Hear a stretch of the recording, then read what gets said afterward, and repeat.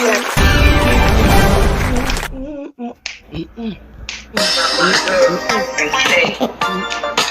is the Lisa Baxter Show, giving you the blowing up my phone. Hey, I'm trying to get my little dance on. I really can't go out or nothing like that.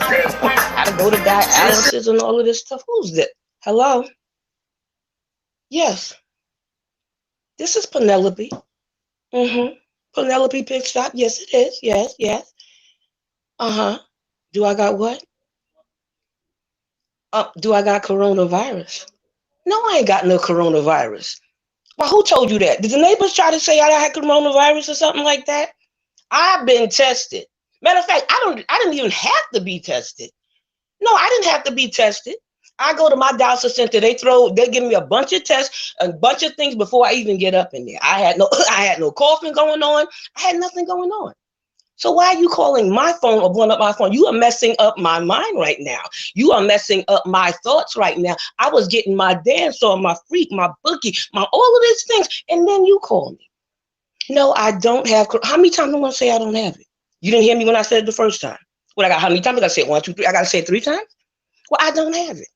And if you keep bothering me, I'm going to have to call urban health or whatever that is. You know, that crazy guy, that Steve Belcher pointing his fingers up and all of that. Yeah, I might have to call him because he looked like he's on fire to deal with the dialysis community. That's right, he does. And he had this flower woman. I like this woman. I mean, I watch her show every week. Matter of fact, it might be coming on now. No, I'm going to have to get Lisa Baxter. That's right. No, she got a big heart, but she got a big round going on. I'm serious. I'm round. Yeah, she do. I don't got time for this. Matter of fact, I got to go. No, I don't want to talk no more. I'll see you at dialysis tomorrow, but y'all don't ask me no questions. I'm sick and where's Steve Belcher? Where is that Steve? Look, Lisa, look, bye. You know why? Because this is the Lisa Baxter Show. Giving you the 411 in the kidney world. How you guys doing? What's going on? Oh man. Happy day to you today. Happy Pentecost Day. Happy Pentecost Sunday to you. Happy good weekend. I hope you had a good one. I got a fantastic show for you tonight. I hope you being well and safe out there with all the stuff going on, all the hurt, all the hate, all the danger, all the dying and the killing. Please be safe. Please be careful. Let's love one another. Let's care about each other. Let's make change for the good. Okay? Wow. Oh, wow. I tell you, I'm just praying and I'm hoping and I'm believing, not just about the corona, but just everything that's happening and going on.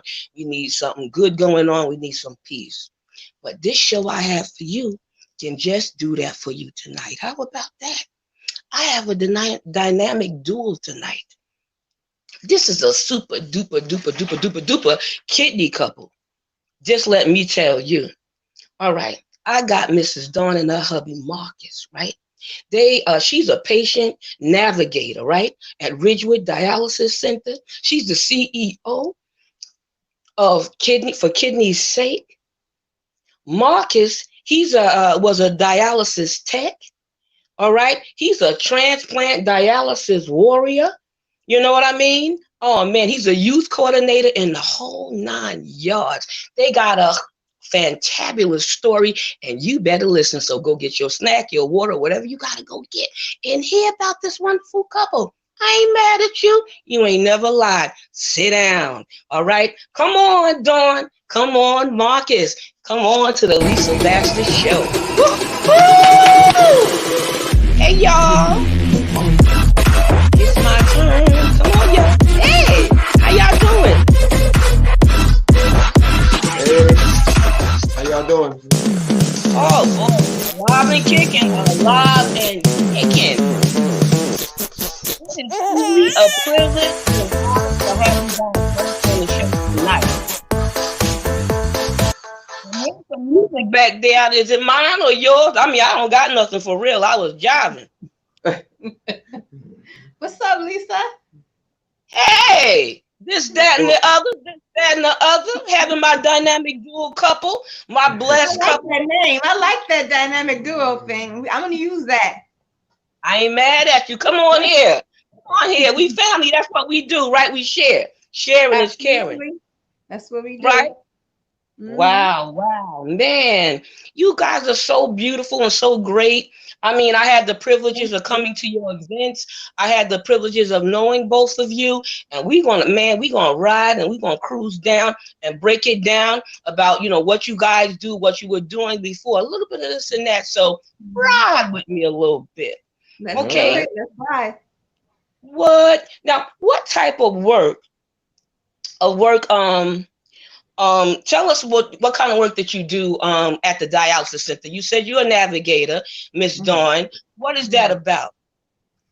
Well, basically, a patient navigator. We're the in between person between patient and the doctor, patient and social worker, patient and tech, because Mm, patients will tell us things that they won't tell any other staff member because we form a relationship with them. Um, wow. our job is to encourage patients to be compliant, to encourage them to stay on the machine and get their full treatment. When they don't come to dialysis, we find out the reason why. We find out why they don't want to stay on the machine. Because what I find out is that there's always a reason. There's always a reason Mm, why a patient skips treatments. There's always a reason why patients don't want to come to dialysis. There's always a reason why they want to get off the machine. A lot of times, staff they don't really understand and know why, but it's my job to get to the meat of the situation and find out what the reason is and try to figure it out and help them to get the best treatment they can. My job is make to give them the tools to live longer on dialysis. mm, Mm. wow. No, that's fantastic. And that's what you need. Just as a patient advocate, when I was a patient advocate and when I Mhm. was with Rogerson as a health ambassador and now with DCI as a health ambassador, you have Mhm. to put everything you got into the job to help patients in any way that you can. You know what I mean? Yeah, Show them that yeah. you're human, show them that you're real, and that you really do care and you listening. And Hmm. I know you do that. I just know you do. Yeah, yeah. Mhm. Yep, that's I know you. basically what I do all day. And that's what the patients need. Sometimes it's all they need is somebody to listen. A lot of times they don't have that support at home. They don't have Mhm. that support. They don't have that person to listen. So when they come to dialysis, I'm there and I'm there to listen. And sometimes that's all I have to do is just listen. And a lot of times certain things that they tell me, I have to take it to the social worker because there are some things that I can't handle on my own. So You it's a know? team effort. It's a team thing. So it's you working together along with the doctors and yeah, I guess the techs and the Yeah, whole caboodle right, of the dialysis center to right. make Because things. yeah, Mhm. because there's some information that they give me that I have to tell the doctor. There's some Right. information that they give me that I have to tell the social worker. Mm, Like if they tell me, oh, last night I couldn't sleep, I was short of breath, mm, or my access was hurting, and I have to tell the doctor, I have to go to the nurse practitioner and say, listen, so and so told me that there's an issue with their access, because they'll tell me, but they won't tell the nurse practitioner. So imagine if I weren't there, yes. there Yes. would have been an Wow. issue.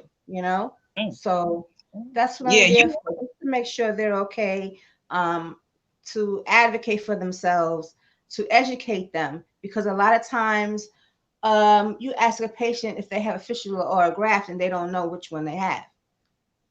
Oh. So a lot Oh. of That. times I find myself having to educate them, Mhm, you know. mhm. Mhm. Wow.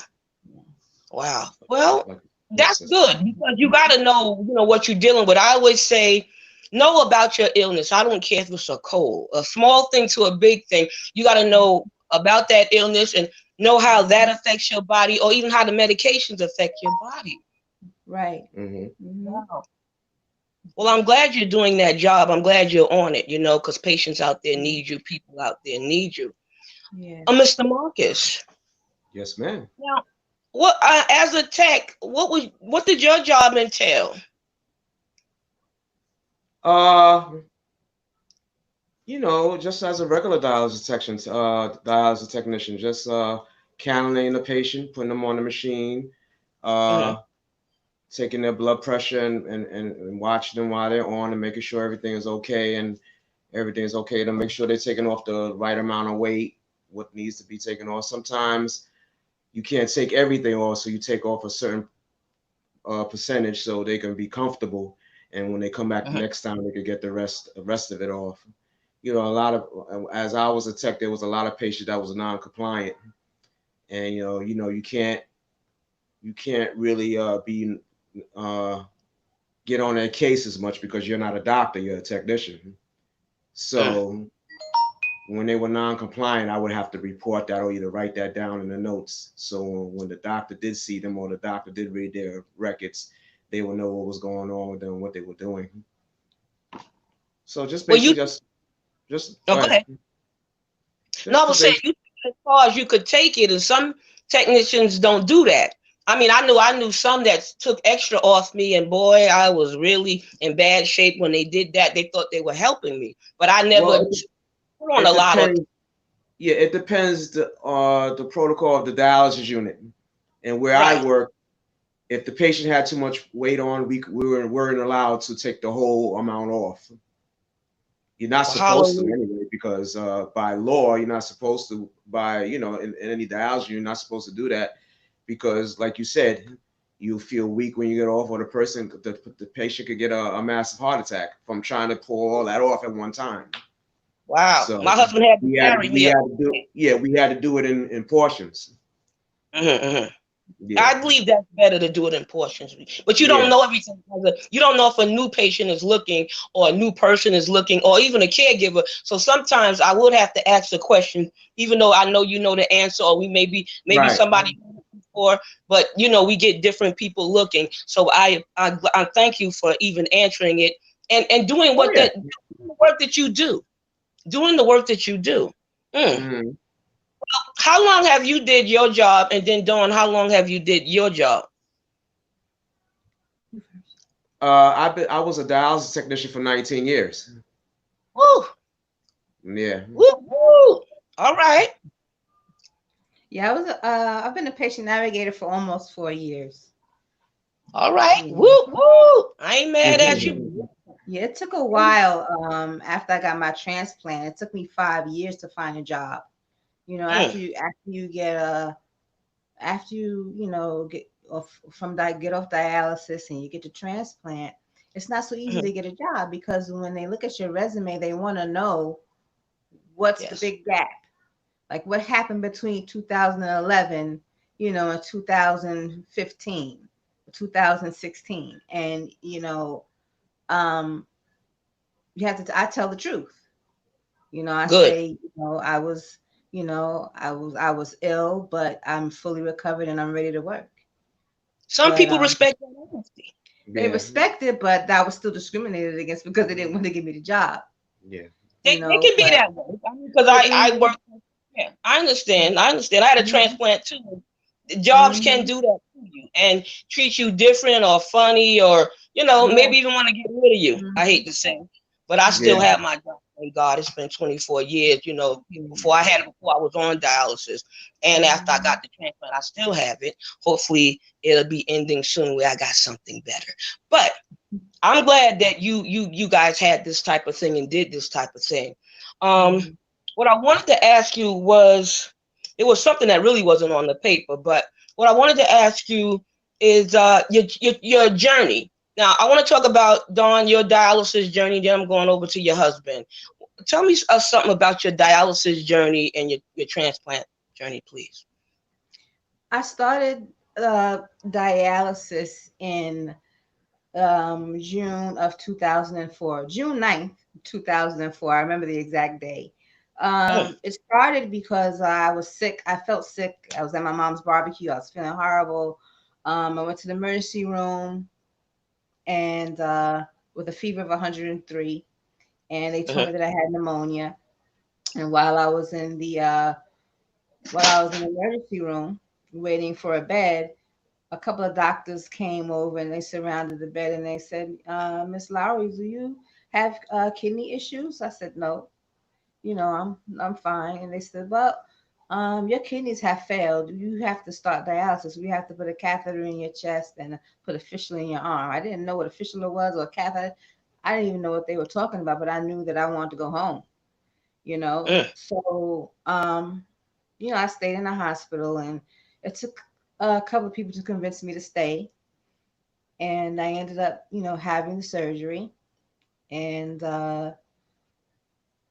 I started dialysis at Rockwell Dialysis. Rockwell Dialysis is downtown Brooklyn. They're affiliated with Brooklyn Hospital.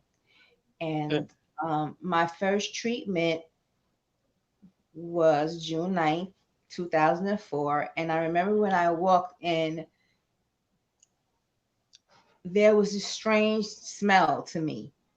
And I remember looking at all the machines and the blood running through the machines, and I was petrified. I was so scared. So I got my first treatment, and I remember after the treatment, I felt very strange.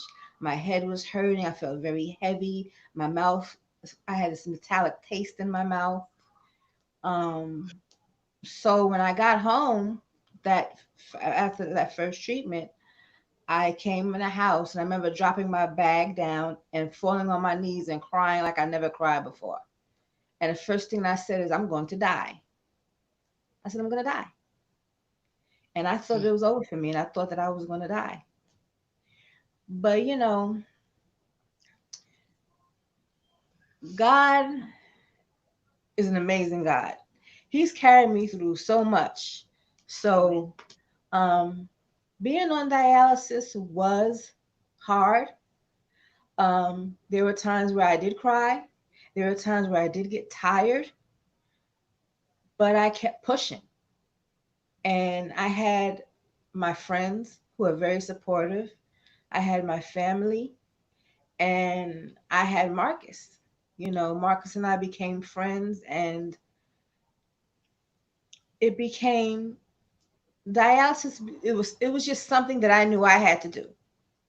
It was something that I accepted, and it's something that I knew I had to do to stay alive. And I did it because I knew that God gave me this life to live, and I had to live it because I didn't want to die. I was young. I started dialysis at 35 years old. So there were things that I still knew that I needed to do.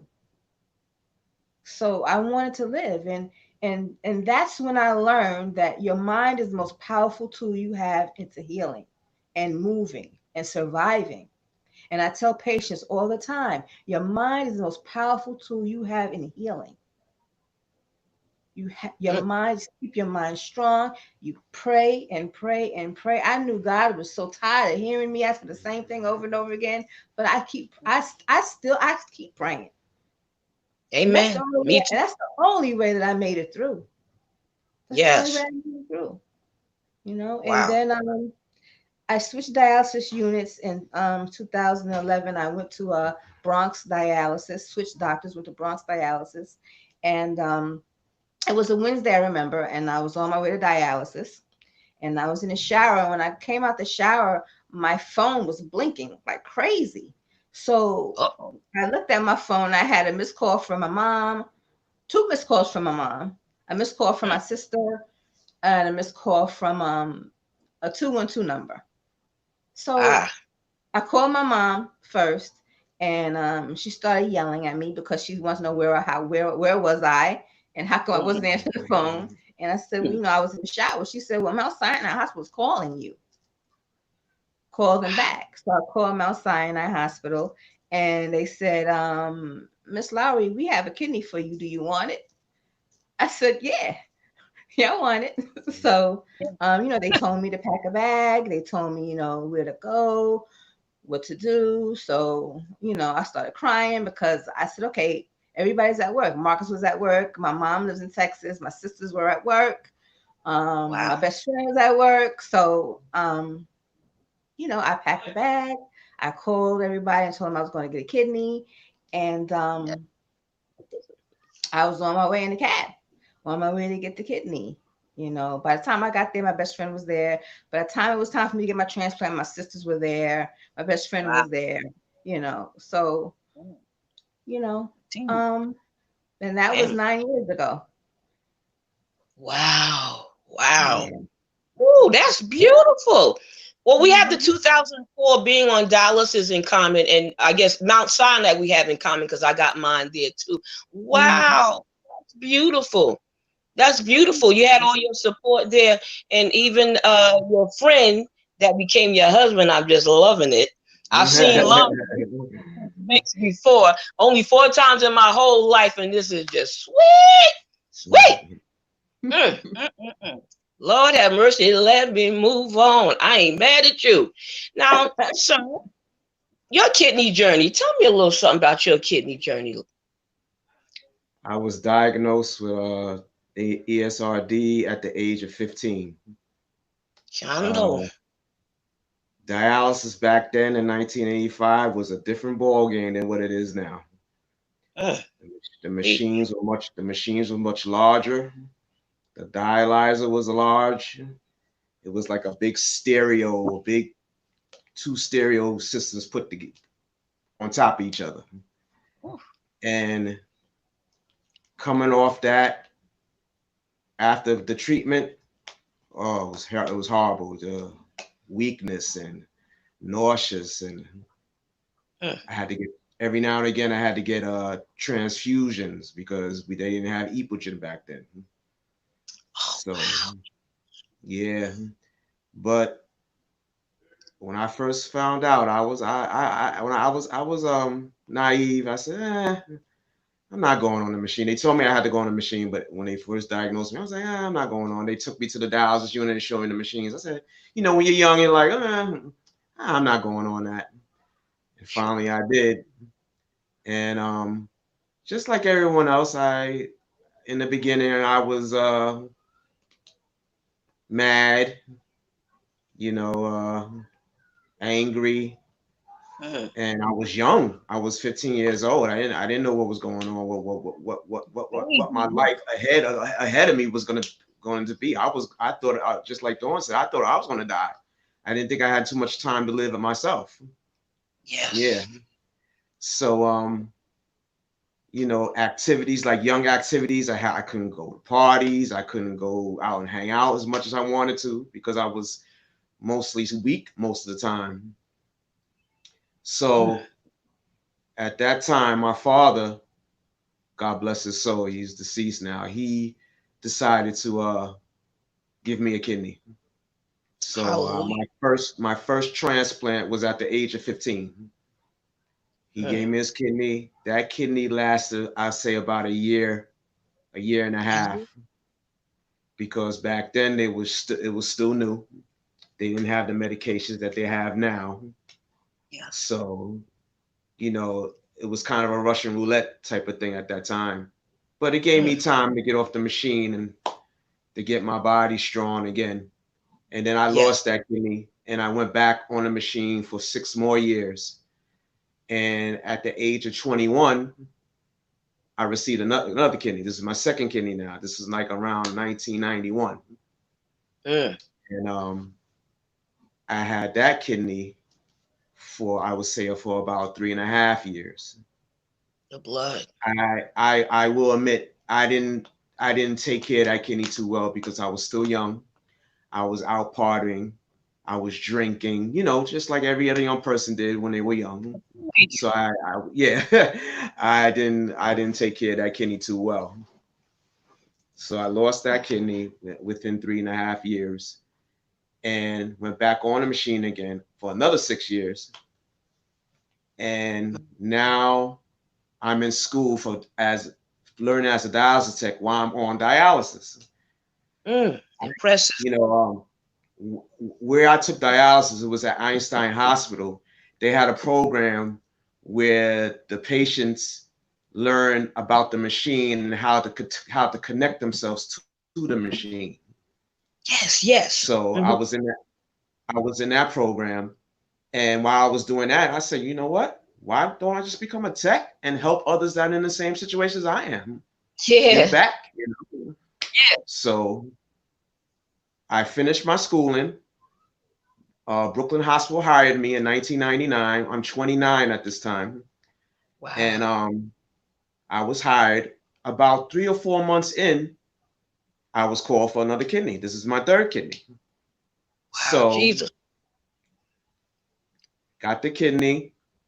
Thank God the job didn't get rid of me. They told me that I was able to go on a medical disability until I heal up and come back. So I was out for about 5 months, 6 months, and the doctor gave me the okay to go back to work because my kidney was doing so well and my creatinine was good and everything was just fine. Marcus, sorry, And, stop for a second, Marcus. Let me ask you a Mhm. question. Did you had just started the job, or was you with that job for a minute when you was a tech? When I started the job, I still was on dialysis. So Right, I but was was you a tech? What was your yes, position at that time? yes, I You was were a a tech. tech. Yes. All right. No, I'm asking you What that because you said that Mhm. they was giving you time off. I thought if anybody would understand about dialysis and you getting a kidney would be them. So I Yeah, wouldn't would be in jeopardy or any issues or anything. Maybe yeah, I but heard. you still have to make sure things are right when you tell them that you can't come to work. You know what I mean? So I had to tell them, yeah, and they already knew when they hired me that I was a dialysis patient. So Sure. they didn't discriminate against me in any way. They hired Hallelujah. me. Yeah, they hired me off of my experience. Yes. So after I got the transplant, I went back and I was working there to about 16 to 19 years until the kidney started rejecting. I started getting sick and I wasn't able to perform my job very well. I was getting dizzy at work, not feeling well, feeling lethargic, and Yeah. I said, you know what, let me just stop because I said I didn't want to harm anyone while I'm, putting them on a machine because there was times I would feel so bad while I Yeah. was cannulating the patient. So I said, you know what, let me just get out of this now before this gets ugly and I hurt somebody or I pass out or whatever. So the doctor gave me the okay to stop working and go out early retirement and disability. And I've been on dialysis now for what, three years now? No, 2 years 2 years now. And in the beginning it was rough because my body was used to not being on a machine for 19 years. Whew. You know, How- yeah. Yes. So when I got on that machine, my body took a drastic fall. I I had arthritis in my back. I forgot what the name of it was. Lumbar stenosis. Lumbar stenosis. I had a very, That's very, very painful back pain. My mm-hmm. legs started to give out on me. I had arthritis in my knees. I have arthritis in my knees now. So I was going through it for a good 6 months to a year. But we have a wonderful God, and We do. God, Yes, we and do. when we pray, He might not answer you right away, but He answers you on time. Yes. And He answered my prayers when Angela passed, and this one here needed my help Wow. because she was not functional when Angela died. I And can believe. out of nowhere, I was able to walk and move around, help her, Yeah, that was crazy. help her whatever she needed to be done. And that was God right there. That was God. Amen. God knew that she needed me. That's right. And right now, I'm doing well on dialysis. I'm walking, moving around well, and I just thank God for life, for living. You know, I had 19 years off the machine. What can you ask for more than that? Hallelujah. You know, and I I'm can't complain, and I'm here, not so gonna, yeah. complain. You know, Yes, yes. You don't look like what you've been through. I'm proud thank of you, thank you. you. Not every person that deal with dialysis want to go into the field, and everybody that deal with dialysis sometimes might want to run away from it once they feel free from it. So Yeah, my hat off to you, my glasses, whatever else thank I you. got is good. Yeah. So, wow, wow. Now you started for kidney's sake with Angela, or you was a part of it. Tell us about that, because I know you're the CEO of it now that Oh. she passed. God knows we miss her. Yes, I do. Very, very much.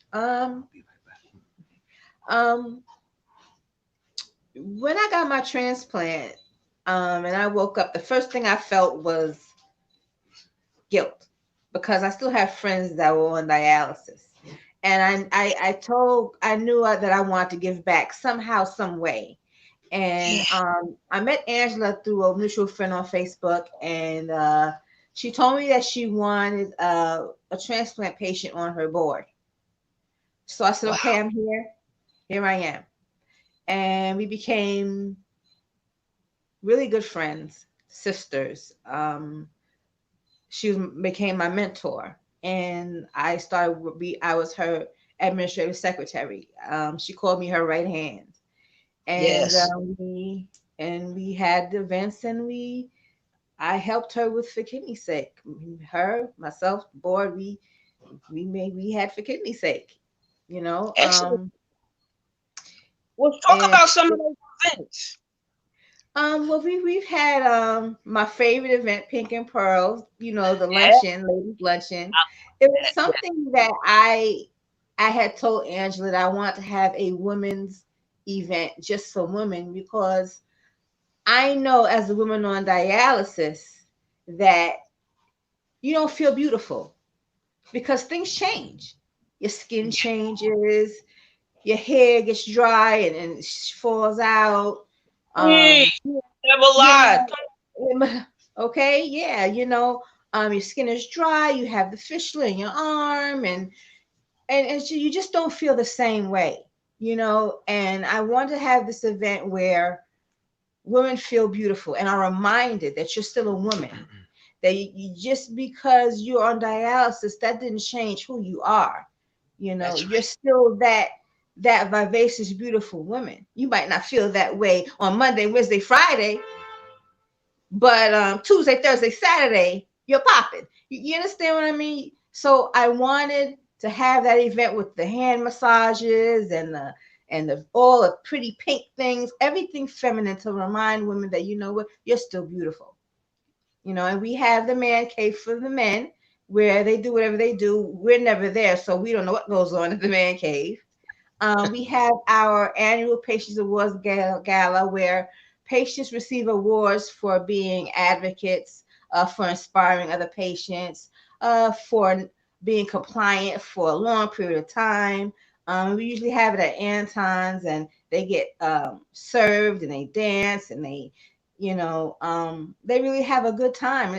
I love to see it, because I love to see the patients get all dressed up, and I love to see them dancing and having a good time. And it just seems like they forget about the machine. They forget about what's going on, and they just have such a good time, Yes. So, of course, we have like bowling events and little shopping trips and things Don't like forget that. a few of y'all events. Hmm? A few of y'all events. Movies was one. The movies, the Pink Pearl. Yeah, so now that we are we can't be close to anybody anymore, so we're doing things virtually. So I just want to let everybody know that every fourth Sunday, For Kidney's Sake is going to have a praise party via Zoom, where we're going to have a DJ play gospel music for about an hour and a half to 2 hours, and we could just listen to gospel music, praise God, and just feel it, because we need that right now. Yes. We need some joy. We need some stomping and clapping and praying and You ain't never lied. Hallelujah. Hey, that's right. Yes. Definitely. Is there a website or any place they can look to find this every fourth Sunday? Of course. www.forkidneysake.org, the digit 4, forkidneysake.org. You could also go to our Facebook page, For Kidney's Sake, FOR, For Kidney's Sake. You could also email us at info@4, info@forkidneysake.org. I love that. That's right. Put it all the way out there. Put it all out there. That's right. about these events and these special things because, like you said, they don't always feel like a woman. They don't always feel like a man. They don't feel special.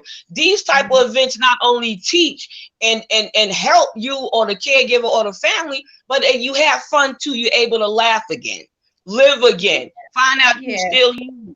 Somebody's looking, somebody care. Look, you found the husband through all of that. I ain't mad at you. That was sometimes I'm still like, we married. Yes, that was crazy. Listen, I tell women all the time on the machine, listen, stick with it because you never know what God has planned for you. You never know. You know, because when I was on dialysis, when I was on dialysis, I had a boyfriend. Oh, but nice. he left me. He left me because I was sick. Yes. So when that happened, I was just like, oh God, I'm never gonna find nobody. I'm never gonna have anybody. I'm never gonna have a relationship because who's gonna understand? Who's gonna understand that I'm on dialysis, that I have a fistula, and and I pretty much just felt lost.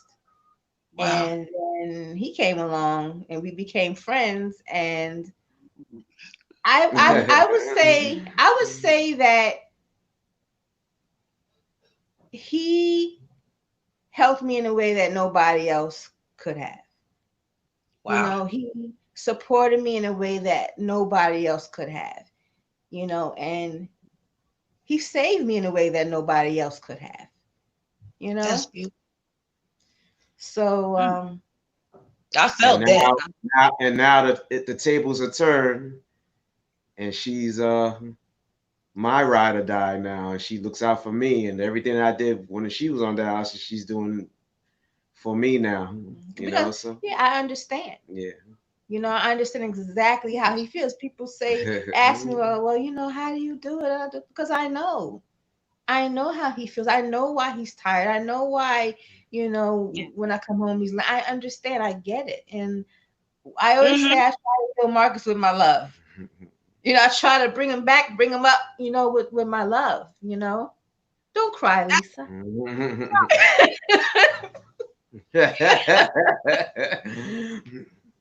Love is important. People don't know. And when a person love you for yourself, it means a whole lot, and take you with the baggage, take you with the good, the bad, and the ugly. My husband used to say that, why should I leave you now when I didn't leave you before? Why should I not be with you? And I was the one that got sick first. He got sick later, and I took care of him. But I love your love because you're right. You do understand. And you do feel and see it. I hope somebody out there that maybe have a love like this or a relationship like this, whether it's a dialysis or any other illnesses, that they would give love a chance. They would give love a chance, or at least try, or enjoy some of it, a piece of it or something, because you're a twinkle in somebody's eye. You really are. You're a twinkle in somebody's eye, and God got the perfect match for you. Trust me, he does. He already did it for me. I was glad for my 23 years with my husband, but I'm glad somebody else is in love. I'm just in love with love. I ain't mad at you. You done stirred the heart. That's all. Somebody else needed to hear that and talk about it out there. If a patient wanted to start something like For Kidney's Sake, do you have any words for them? Find that one other person that you trust to start that organization with, and network. Just network. Make sure your heart is in it, because it's a lot of work. It's a lot of dedication. So make sure this is really what you want to do and that your heart is in it, and start networking, get to know people. LinkedIn is a good app to use to get to know people that are interested in things that you're interested in, and network. Reach out to different organizations, like as far as kidney disease, you have Kidney Foundation, and all these foundations that you can get information from. Yep. So Kidney it's disease. out there. All the information is out there. You just have to be willing to research and look for it and Yeah. ask and use your ask use the people that you know will help you. Ask, because that's what I learned being now CEO. When Angela passed, me not expecting her to go, Yeah. and then me not expecting to be CEO of anything was difficult, So what I had to learn was that to use the people that I trust and use them for their advice and for their help, Yes. and to reach out and to do research, because it's difficult, No, but Wow. as time goes on, the more you do, the more you learn. It is a learning experience. It's an eye opener. But if your heart is in it, like my heart is in it, it can be done. It can I'm be sure. done. Wow. Wow. Well, Mr. Marcus, you did this at a young age, and you deal, for kidney's sake, you deal with the youth. Tell me a little bit about that, and what would you say to somebody young out there that might have to face dialysis or transplant? Well, it's just something that we're starting up now. We're not really speaking to the youth too much now. I did speak to Angela's high school back Excellent. last year. I spoke to the kids there, and I just gave them a update on ESRD, that the age doesn't matter when it comes to kidney failure. You can get it at That's any right. age. And a lot of these young kids, they don't really follow any diet because they think they're young, they think they're invincible, they eat what they Right. want to eat. Right. Yeah. And with all this junk food that they eat, easily they could get diabetes. Easily they get hypertension.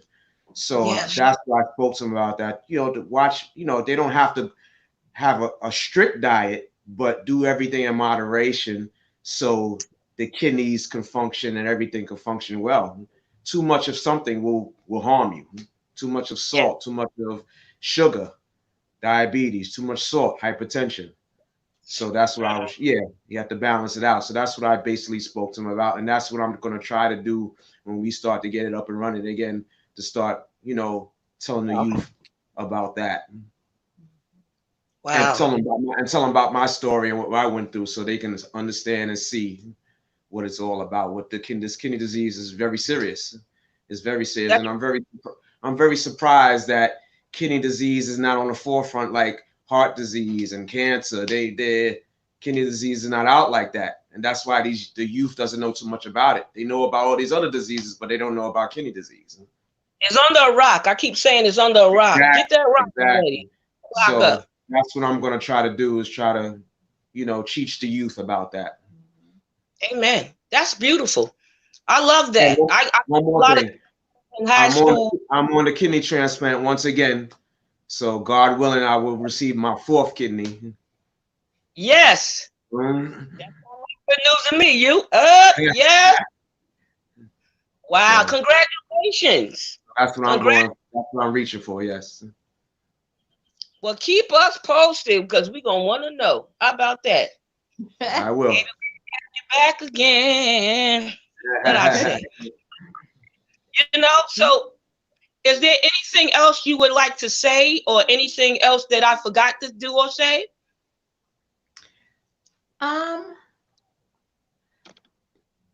Just look out for kidney's sake. We just had a mental health workshop via Zoom. Excellent. So please look for So please look for more upcoming workshops from us until we're able to get out there and see you guys and be able to interact face to face. But please look out for more workshops from us.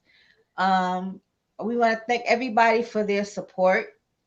We would love for you guys to support us even more. Also, Like I said, we're having our praise party every fourth Sunday of the month. So come and then praise God with us.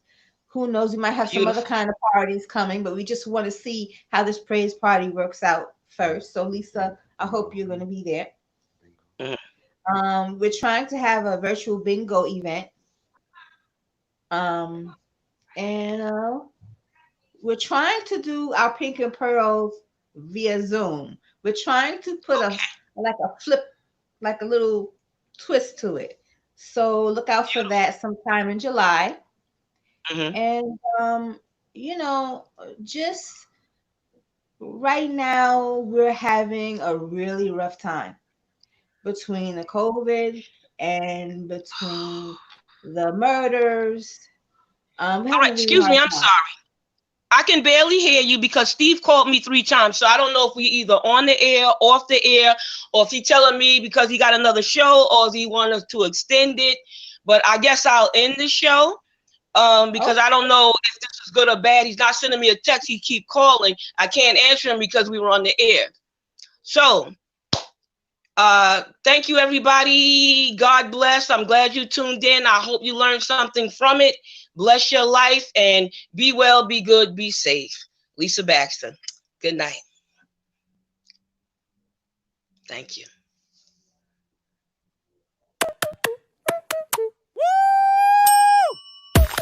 Hallelujah. You ready for this? Yeah. Bless your life. Appreciate you extremely. This is the Lisa Baxter Show, giving you the 411 and the kidney one. My girl, and say, this is